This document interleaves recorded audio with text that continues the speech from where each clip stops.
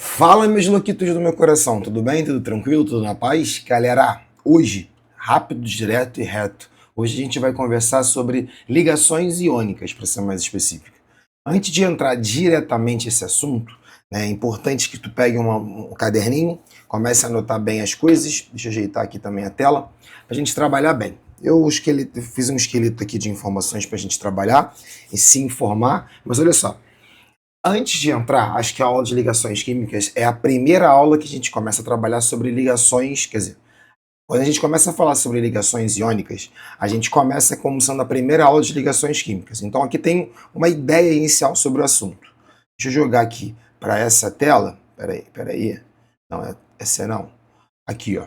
E aí eu vou transitando uma tela maior e menor para a gente conversar. Eu quero que você entenda é o seguinte.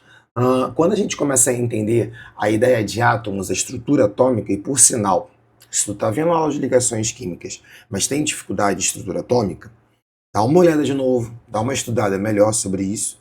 Mas, Bruno, eu estou estudando isso em véspera de prova, tá beleza, então fica para cá mesmo. Mas assim, não, eu estou estudando para me embasar melhor no conhecimento para vestibular, volta, estuda um pouquinho sobre estrutura atômica, beleza? Combinado? Então vamos lá. Por que eu estou querendo falar isso? Porque a gente vai lá falar de átomo, falar de núcleo atômico, falar de eletrosfera, falar que um átomo é formado por prótons, nêutrons no núcleo e elétrons ao redor. Tu aprende a fazer distribuição eletrônica para falar de uma parada camada de valência. Se você foi além, tu começou a falar sobre tabela periódica, entendeu como é que é a estrutura dos elementos. Só que agora a gente sai do átomo e começa a entender do que formam as substâncias, e são os conjuntos de átomos. Quando você pensa em uma substância, e aí, cara, a gente pode pensar em milhares de substâncias. Qual é a ideia de substância? É um composto que tem uma fórmula, né? E aí, se você reparar, toda a estrutura que a gente conhece, ou é, a grande maioria, formada por um conjunto de átomos. Deixa eu dar um exemplo. Água. Vou pensar em mais exemplos. Gás carbônico, CO2. Vou pensar em mais exemplos. Ozônio, que é o O3, assim como o oxigênio, O2, que são os alótropos. Poderia pensar em moléculas maiores, como por exemplo a molécula do álcool etílico, que é C2H6O, né? E mais moléculas ainda, tanto orgânicas quanto inorgânicas. Ou compostos iônicos, que você vai ter, como por exemplo o NaCl, né? Ou outros compostos. Você vai ter sempre um conjunto de átomos. Olha, veja bem, mesmo que seja formado por substâncias simples. Por exemplo, eu tenho aqui o O2, é um conjunto de dois átomos. Eu tenho o O3. Você vai ter também macroestruturas que podem ser representadas como uma espécie só, tipo a liga metálica que forma o ferro. Porém, são vários átomos ainda agrupados. Ainda estão, do que a gente possa falar, agrupados. Toda ou qualquer substância que a gente conhece está dessa forma agrupada. Porém, todavia, entretanto, não é quase toda. Peraí, tô olhando um pedido aqui rapidamente. Não é quase toda. Bruno, calma aí, você falou tudo, depois falou quase toda. Existem 7, né? São 7 naturais, uma possível, mas 7 compostos que são formados por apenas átomos dispersos num sistema. Esses átomos não estão agrupados e se encontram no estado gasoso. Quem são esses caras? Gases nobres. São a única espécie que não precisa fazer ligação. Isso é interessante. Isso é muito interessante. Por que só esses caras não precisam se agrupar para ficar estável, vamos dizer assim? Para que não precise, então, fazer ligações. E aí a gente entende que todas as outras substâncias que existem na Terra, ou até fora da Terra, são agrupamentos. Essas não são.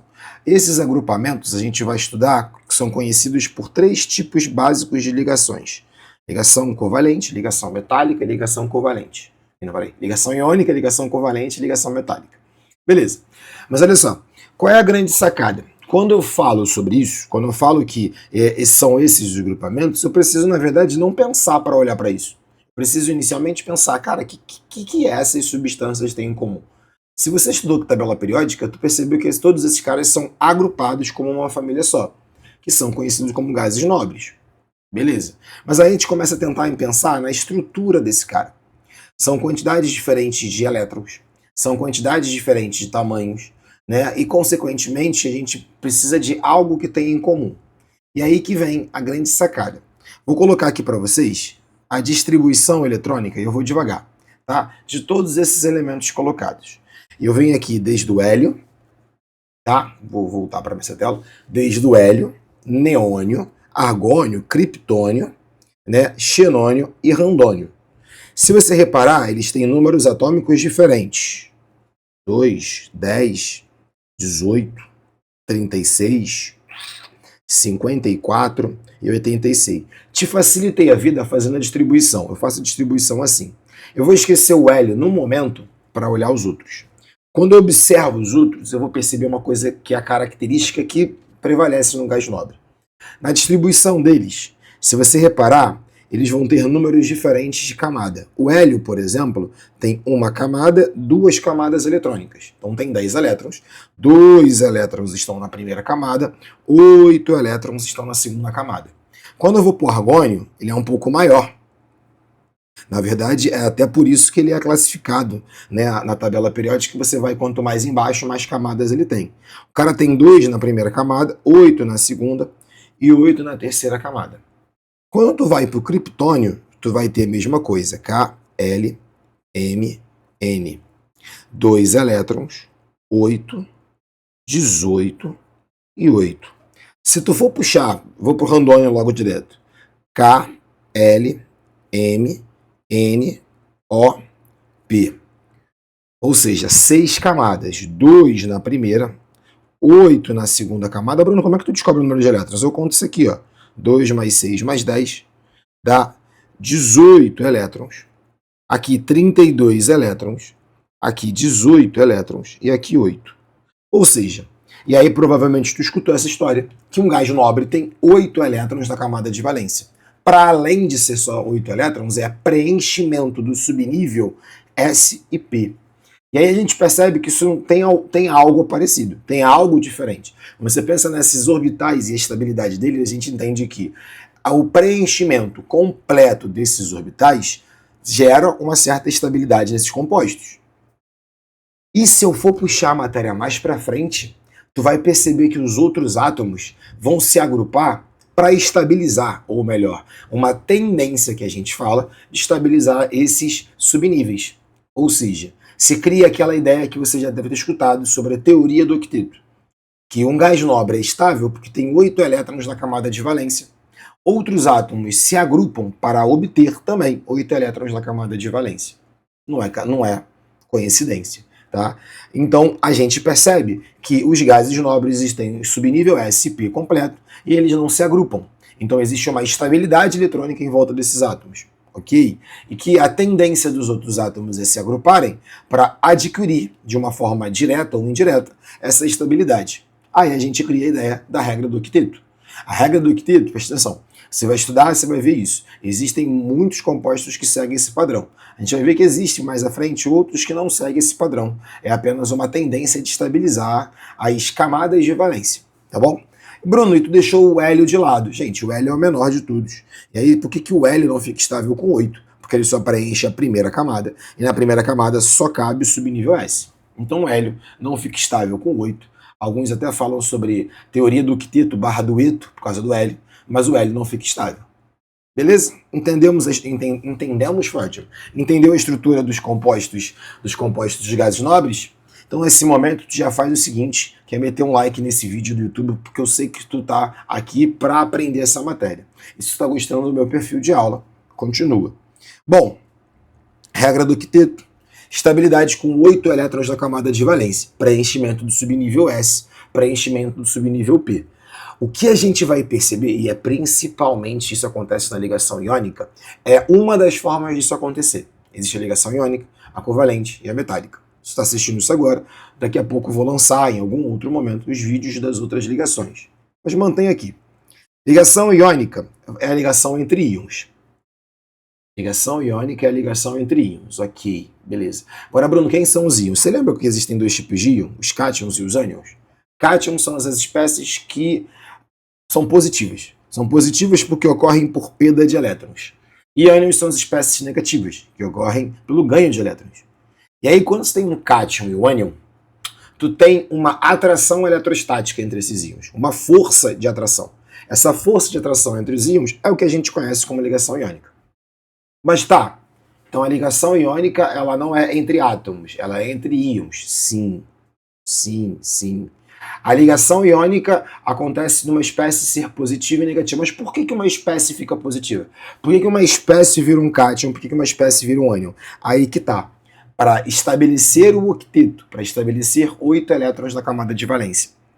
Quando um átomo está próximo do octeto, com uma camada de valência com muitos elétrons, ele tende a ganhar elétrons para atingir 8. Então, se tu pegar a tua tabela periódica agora e olhar aqueles elementos mais próximos dos gases nobres, tu vai ver que esses elementos tendem a formar ânions, porque eles tendem a adquirir 8 elétrons da camada de valência. Se você olhar os elementos que estão mais afastados, são elementos que têm poucos elétrons na camada de valência. Eles tendem a perder esses elétrons. Foi essa parte? Vou voltar para cá. Se liga, a gente vai analisar isso para uma característica periódica agora. Falei de um jeito da tabela, mas a gente vai analisar isso sobre eletropositividade e eletronegatividade. Eletronegatividade é a capacidade que o átomo tem em atrair elétrons numa ligação. Então, quando... Cara, eu tô olhando para cá, eu me perco muito fácil. Olhando para a tela, se você reparar, eu não tô estranho. Eu vou até parar de olhar agora. É que eu tava achando que tava com lag esse vídeo. Acho que não tá. Deixa eu ver. Não tá. Então vamos voltar para cá. Vou mostrar uma coisa legal. Eu não sei se é do Rio de Janeiro, se não é. Existem várias tabelas que você pode pesquisar na internet. Uma tabela que eu gosto muito de trabalhar, eu como carioca, é a tabela do vestibular da UERJ. E aí eu sempre nas minhas aulas eu coloco, vou até te passar um spoiler aqui agora. A tabela de eletronegatividade, a tabela de elementos da UERJ, ela te dá os valores de eletronegatividade para a gente dar uma analisada. Isso é bom. Para perceber, por exemplo, que os elementos mais eletronegativos estão mais para cá. Então, assim, sendo do Rio ou não, uma tabela boa para tu estudar, é a tabela da UERJ, tá? Universidade do Estado do Rio de Janeiro, UERJ. Só bota a tabela UERJ na internet tu vai achar. E aí tu percebe quais são os elementos. Tu vai reparar que os gases nobres não têm eletronegatividade e você vai ter as eletronegatividades crescentes para cá. Tudo bem? Beleza? Vou voltar a falar disso, só queria mostrar para vocês. E aí a gente diz que um átomo que é pouco eletronegativo é eletropositivo. Eletropositivo significa qual a ideia de eletropositivo? A capacidade de perder elétrons dentro de uma estrutura. Sempre que você vai ter um cátion, você vai ter alguém que é muito eletropositivo, ou o que é mais comum de ser analisado é falar que o cara tem uma baixa eletronegatividade. Tá bom? Isso quer dizer que ele tem uma baixa eletronegatividade. Show essa parte? Vou voltar para cá. Bom tu copiar as coisas enquanto eu estou falando, para você aprender também, tá bom? Então, um átomo com baixa eletronegatividade tende a perder elétrons, um átomo com grande eletronegatividade tende a ganhar elétrons. Vamos colocar isso na prática. Para a prática, vamos montar um composto que é o mais conhecido de todos, cloreto de sódio. Vamos aprender como é que fala sobre a ligação iônica e como representa as estruturas. Quando eu olho para o cloreto de sódio, eu sei que o sódio, na tabela periódica, ele é um elemento que tem número atômico 11. Então isso significa que no seu núcleo tem 11 prótons, na sua eletrosfera tem 11 elétrons. Mas não basta falar que tem 11 elétrons. Eu preciso entender como é que funcionam esses elétrons e, principalmente, quantos elétrons tem na camada de valência. Quando eu faço a distribuição eletrônica desse cara, é 1s2, 2s2, 2p6, 3s1. Se você reparar, o átomo eu ia falar potássio, o átomo de sódio tem 3 camadas eletrônicas. De novo, pequenininho que é mais bonitinho. 3 camadas eletrônicas, sendo 2 na primeira camada, 8 na segunda e 1 na terceira. Para o sódio, é muito fácil, no sentido de que eu preciso de energia para arrancar esse elétron, mas deixar ele estável. Tá, calma aí, deixa eu ler uma coisa, tá? Para ele é muito fácil perder esse elétron. Por quê? Quando ele perde esse elétron, se transformando em um cátion, e nesse caso, um cátion com carga mais 1, deixa eu fazer isso aqui, copiar isso aqui, cópia, cola. Um elétron com carga mais 1, ele vai adquirir a mesma configuração eletrônica Olha que falei bonito, hein? O mesmo número de elétrons, e principalmente o mesmo número de elétrons na valência de um gás nobre. Qual gás nobre, Bruno? O hélio. Vou voltar para cá. Olha o hélio. 1s2, 2s2. 2p6, né? Esqueci de falar disso. Então, ele vai ter a mesma configuração do hélio. Então, para ele, se torna estável e é fácil se transformar em um cátion. Igual ao hélio, não falei hélio, estou falando hélio, desculpa, gente. É ao vivo, né? Ah, você estava estudando gravado, mas a gravação é no tempo real. Igual ao hélio. Então, a tendência do sódio é formar cátions. O sódio é um elemento que faz muito ligação iônica. A tendência dele é formar cátions. Assim como o cloro tem um comportamento oposto. O cloro tem número atômico 17. Então, quando você faz a distribuição do cloro, você vai ter 1s2, vou dar de caneta, 1s2, 2s2, espera aí,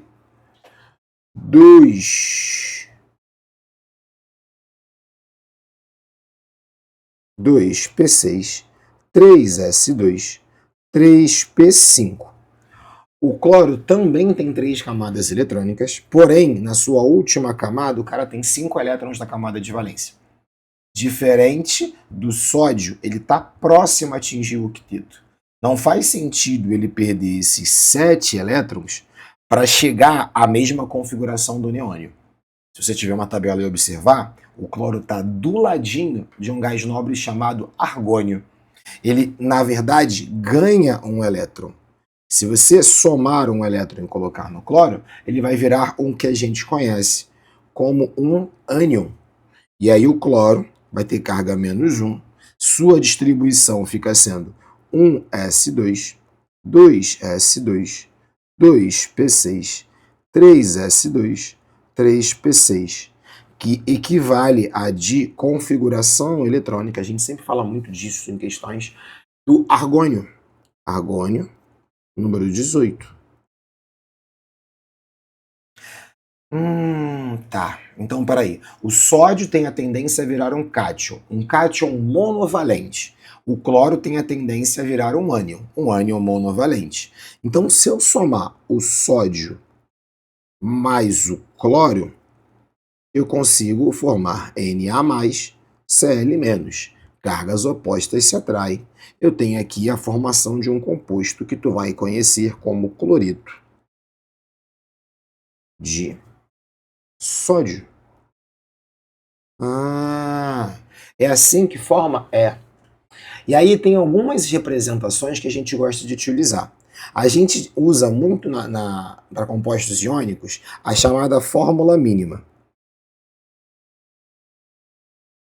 A fórmula mínima é a menor representação, né, de números inteiros entre os elementos. Nesse caso vai ficar NaCl.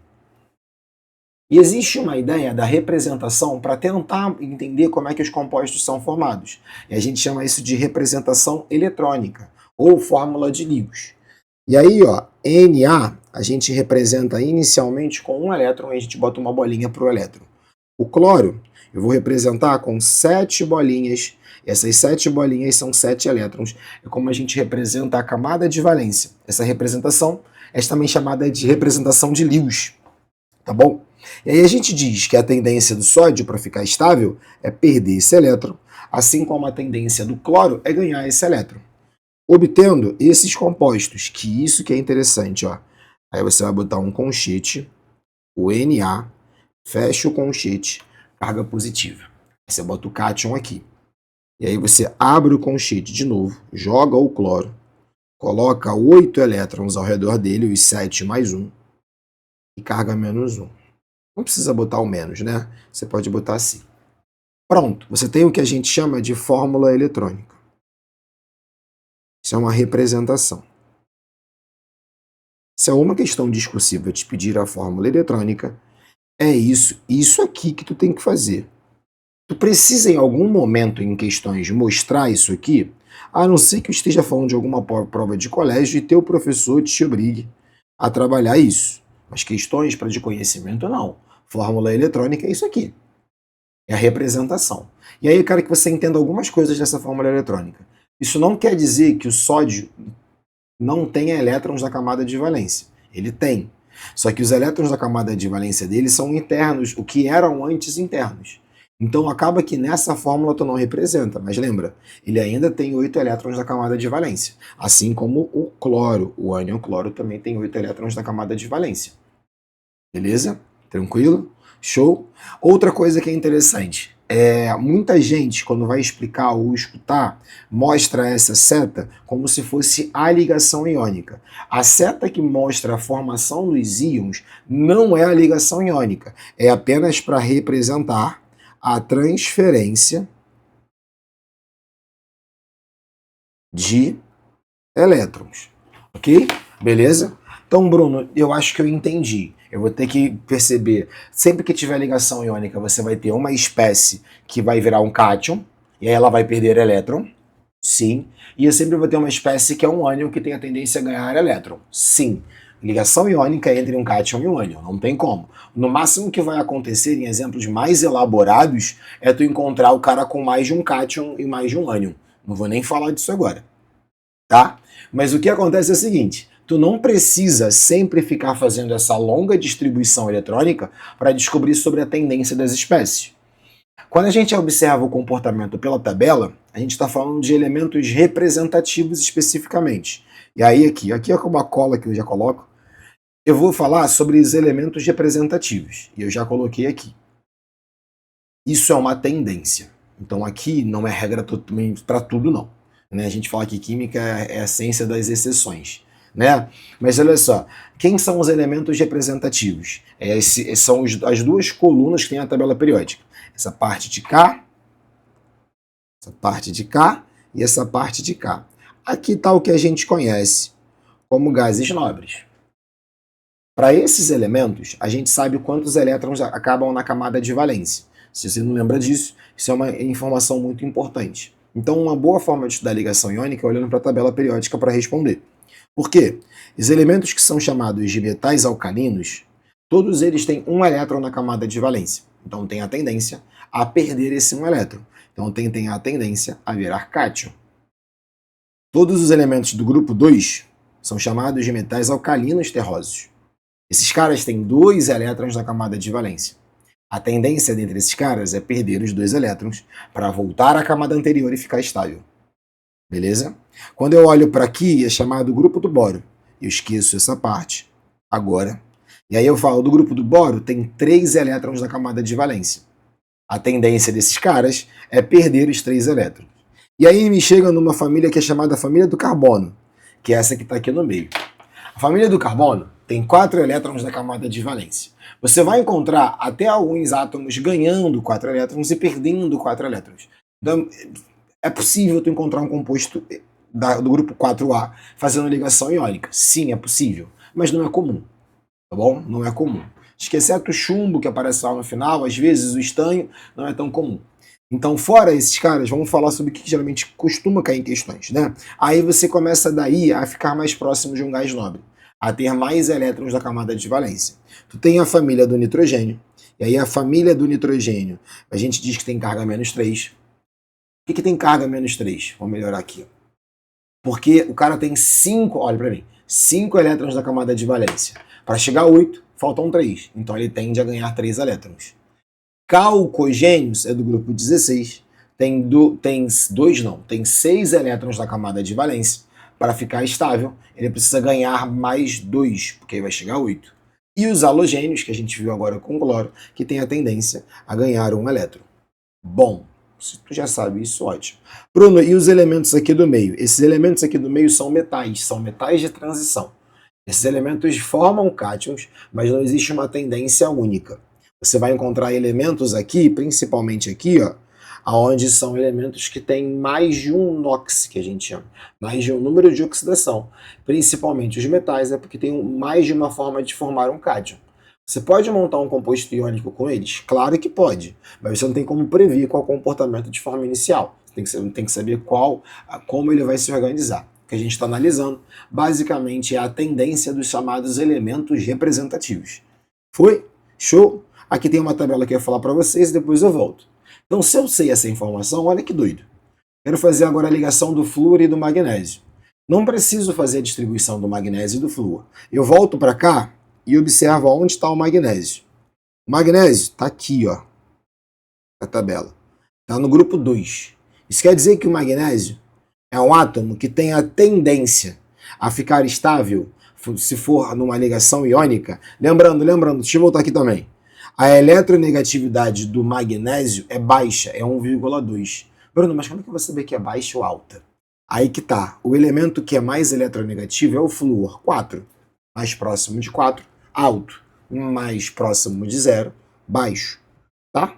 Então, o magnésio é um elemento que tem uma eletronegatividade baixa e ele tem a tendência a ficar estável na forma de Mg mais 2. Beleza? De Mg mais 2, porque ele perde 2 elétrons. Ele fica estável. Se você fizer a distribuição, ele vai ficar igual ao sódio. Ele tem 12 elétrons na camada de valência. Quando ele perde 2 elétrons, ele fica igual ao neônio, que tem 10. Se você olhar o flúor, que é o elemento mais eletronegativo da tabela periódica, ele é aqui, ó, o flúor aqui. O flúor, ele é um metal alcalino, não, ele é um halogênio. O fato dele ser um halogênio quer dizer que ele tem 7 elétrons na camada de valência, por mais que seu número atômico seja 9, porque tem 2 na primeira, 7 na segunda. Só que ele tende a ficar estável se você doar um elétron para ele. Então, numa ligação iônica, ele tem a tendência a receber elétrons, tem a tendência a formar um ânion. Então, eu consigo formar um composto entre o magnésio e o flúor? Lógico. Só que agora eu quero que você entenda que as cargas de um composto iônico têm que ser neutras ao final da história. A soma das quantidades de cátions e ânions tem que ser neutra. Então, para formar esse composto, eu preciso de 2 flúores. Conclusão. Nesse caso aqui, você vai ter uma fórmula chamada de MgF2. A título de curiosidade, se você quiser colocar como OBS, sempre na hora que você vai representar um íon, um composto iônico, você começa escrevendo o cátion, depois o ânion, tá bom? Escrevi o MgF2. O tipo dessa fórmula que a gente está falando é chamada de fórmula mínima. É a mínima proporção entre os dois átomos. Bruno, mas eu queria ver como é que ficaria na fórmula eletrônica. Claro! Mg, vou colocar os 2 elétrons. Flúor, vou colocar os 7 elétrons. E aí eu faço essa transferência de elétrons daqui para cá. E aí tu consegue reparar que o magnésio precisa transferir mais um elétron. Por isso que tu tem que colocar mais um flúor. Quando tu faz isso, você mostra as transferências de elétrons. Na hora de representar o composto final, você vai botar o Mg com carga mais 2, flúor, agora com os seus 8 elétrons na valência. Vou reforçar meu argumento. Isso não quer dizer que o magnésio não tenha 8 elétrons na camada de valência. Ele tem, mas eu estou mostrando os elétrons que foram transferidos nesse processo. Então, geralmente, a gente acaba só colocando os elétrons no ânion, só que são 2 flúores. Eu poderia repetir isso 2 vezes. Cópia, cola, colocar assim. Mas não faz sentido. Faz mais sentido eu vir aqui e colocar um 2. Essa é o que a gente conhece como fórmula eletrônica. Fórmula mínima, fórmula eletrônica do composto. A título de curiosidade... Nossa, eu tô falando muito isso, mas eu vou falar de novo. A título de curiosidade, né? Até falei estranho. A título de curiosidade, o fórmula molecular não existe, tá? Não para iônico. Fórmula molecular é para molécula.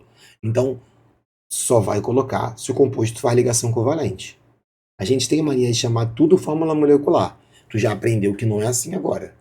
A gente chama isso de agregado iônico, tá bom? Foi? Ah, Bruno, agora tu dificultou a história aí, ó. Tu botou um cara com carga menos 1, outro mais 2, eu tive que dobrar. Como é que eu vou saber o que eu vou ter que fazer? Se os caras tiverem cargas em módulo igual, tipo mais 2 e menos 2, mais 3 e menos 3, tu não precisa fazer nada. Só somos 2. Se tivesse, teria que fazer um MMC para chegar ao equilíbrio de cargas. Um macete melhor é esse aqui, ó. Eu chamo de regra do X. O que significa isso? Quando as cargas não se anulam, a carga positiva do A, do cátion, é o número de B. Tipo, magnésio mais 2 gerou magnésio mais 2, gerou um 2 no flúor. Já o flúor menos 1 colocou 1 no magnésio, que tu não vai colocar. Então essa regra aqui, ó. Não sabe? Troca, faz o cruze das cargas. Outra sacada maravilhosa é que a ligação iônica ela pode ser, né, pensada, e aí isso aqui depende de onde você está estudando, hein? Por favor, isso é real mesmo. A gente diz, por exemplo, que a ligação iônica ela tem como tendência ter uma grande diferença de eletronegatividade. Um elemento com uma alta eletronegatividade e um elemento com uma baixa eletronegatividade. Exemplo, o flúor tem eletronegatividade num valor de 4 na escala, enquanto o magnésio 1,2. Tá bom? Se você fizer essa diferença, 4 menos 1,2 dá 2,8. 2,8 é um valor muito alto. Sempre que o valor for acima de 1,7, a gente diz que a ligação tem um caráter iônico. Então, se alguma questão estiver te pedindo para analisar o caráter da ligação, acima de 1,7 é composto iônico. A única exceção, que ela está escrita de uma forma melhor na aula de ligação covalente, exceção a essa regra, é o HF. Se você fizer a diferença entre o hidrogênio e o flúor, dá 1,9. Mas 1,9 seria a ligação iônica. Mas esse cara a gente vai aprender na próxima aula que não faz ligação iônica, faz ligação covalente. Tá? Então já te coloco aqui qual é a exceção para tu não ter problema. Então a gente consegue, se tiver uma tabela com eletronegatividade, determinar se a ligação é iônica ou covalente. Na verdade, depois eu debato mais sobre isso, mas principalmente com essa aula, saber se a ligação é iônica. Outra coisa interessante é uma ideia geral. Geralmente, um elemento que tem uma baixa eletronegatividade, uma alta eletropositividade, são metais. Então, você já vai ter como característica a ligação de um metal com um não metal, um ametal. Ou ele com hidrogênio, que vai ser o nosso último exemplo de hoje. O hidrogênio faz ligação iônica, só que nesse caso, o hidrogênio é o átomo que tem um elétron na camada, é o único. Eu falo que tem um elétron na camada de valência, mas só tem uma camada. Então ele não funciona como um metal alcalino. Veja bem, o sódio tem um elétron na camada de valência e perde esse elétron porque tem uma camada anterior. O hidrogênio não tem uma camada anterior. Então o hidrogênio tem só um elétron. A tendência dele não é perder esse elétron totalmente para virar um cátion. A tendência dele é receber um elétron, dependendo do caso que acontecer. E aí, por exemplo, aqui eu tenho essa proposta. Eu já falei do íon férrico, mas eu já estou falando que é o ferro com carga mais 3 e o hidrogênio, porque nesse caso o hidrogênio que você vai representar é o ferro com 3 elétrons na valência, por mais que tenha outros, mas nesse caso aqui agora, só para ficar didático, tu vai colocar o hidrogênio como 1 e o hidrogênio recebendo um elétron. Essa representação não é comum, porque botar 3 na valência é estranho para falar isso do ferro, porque você teria que ver como é que estava a distribuição eletrônica dele, mas estou só representando para você entender. Cada hidrogênio recebeu um elétron, ficando estável. Você jamais vai fazer isso aqui, pelo amor de Deus. Vai fazer isso aqui, na verdade. Só isso, porque não existe a transferência de elétrons aqui, pelo menos não é representada. Com carga mais 3, hidrogênio com 2 elétrons, com carga menos 1. Cada hidrogênio tem que ganhar um elétron, FeH3.